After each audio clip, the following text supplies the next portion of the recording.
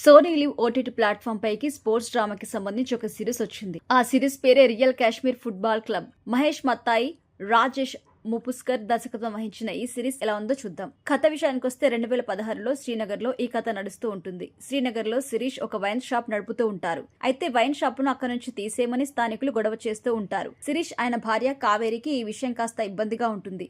అయితే తమ షాపుకి అన్ని రకాల అనుమతులు ఉన్న కారణంగా వాళ్ళు ధైర్యంగా ఉంటారు. అక్కడికి దగ్గరలోనే సోహెల్ దంపతులు నివసిస్తూ ఉంటారు. సోహెల్ నిజాయితీ కారణంగా అతను ఏ జాబ్ లోనూ నిలదొక్కుకోలేకపోతూ ఉంటాడు. కాశ్మీర్ కి ఫుట్బాల్ టీం లేకపోవడం గమనించిన ఆయన ఒక ప్రొఫెషనల్ ఫుట్బాల్ టీం ని తయారు చేయాలని భావిస్తారు. అందుకోసం రియల్ కాశ్మీర్ ఫుట్బాల్ క్లబ్ ను స్థాపించాలని డిసైడ్ అవుతారు. అందుకోసం ఫుట్బాల్ పట్ల ఆసక్తి ఉన్న యువకులు, కోచ్, ఇన్వెస్టర్ అవసరమని భావిస్తారు. ఆ దిశగా ప్రయత్నం మొదలు పెడతారు. సోహెల్ ఆశయాన్ని అర్థం చేసుకున్న శిరీష్ ఇన్వెస్టర్ గా ఉండడానికి అంగీకరిస్తాడు. అలాగే కోచ్ గా ఉండడానికి ముస్తఫా ఒప్పుకుంటాడు. ఆల్రెడీ ఫుట్బాల్ ఆటగాడిగా మంచి పేరున్న షా ఈ టీంలో ఆడడానికి ముందుకొస్తాడు. అయితే అతనికి ముస్తఫాకి పడదనే విషయం అప్పుడే సోహెల్ కి తెలుస్తుంది. ఉత్సాహంతో ఉన్న యువకులకి శిక్షణ మొదలవుతుంది. తమ జట్టు DFO లో రంగంలోకి దిగాలని నిర్ణయించుకుంటారు. అప్పుడు ఏం జరుగుతోంది, సోహెల్ కల నిజమవుతుందా అనేది మిగిలిన స్టోరీ. విశ్లేషణ విషయానికి వస్తే కాశ్మీర్ కి ఒక ఫుట్బాల్ టీం లేకపోవడం, ఆ ప్రాంతానికి చెందిన సోహెల్ కి అసంతృప్తిగా అనిపించడం, చేసే పని తనకు ఆత్మ సంతృప్తిని కలిగించేదే ఉండాలని భావించడం దగ్గర నుంచి ఈ కథ స్టార్ట్ అవుతుంది.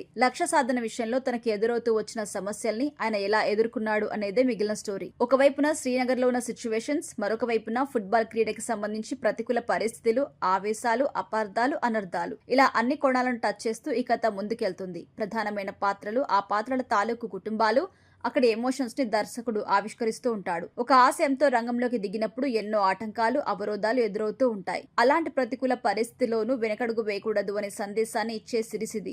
జట్టులోని వారంతా ఎవరికి వారుగా కాకుండా అంతా కలిసికట్టుగా ఆడినప్పుడే విజయం సాధించడం జరుగుతుందనే విషయాన్ని కూడా ఈ సిరీస్ స్పష్టం చేసింది. అయితే బలమైన ఎమోషన్స్ తో కూడిన సన్నివేశాలు డిజైన్ చేసుకోకపోవడం వల్ల ఈ కంటెంట్ ఆశించిన స్థాయిలో ఉండదు. పనితీరు విషయానికి వస్తే కాశ్మీర్ నేపథ్యంలో సాగే ఈ కథ చాలా నిదానంగా ఉంటుంది. ప్రేక్షకులను ప్రభావితం చేసే స్థాయిలో అయితే ఉండదు. ఇక ఫైనల్ గా చెప్పాలంటే ఇది ఒక ఫుట్బాల్ నేపథ్యంలో సాగే కథ అనే విషయం టైటిల్ తోనే అర్థమవుతుంది. అయితే ఫుట్బాల్ గేమ్ చుట్టూ అల్లుకున్న కథ, ఫ్యామిలీ ఎమోషన్స్ అంతగా కనెక్ట్ కావు. గేమ్ కి సంబంధించిన సీన్స్ కూడా ఆసక్తికరంగా అనిపించవు. అందువల్ల ఒక మాదిరి సిరీస్ గా మాత్రమే ఈ సిరీస్ నిలిచింది.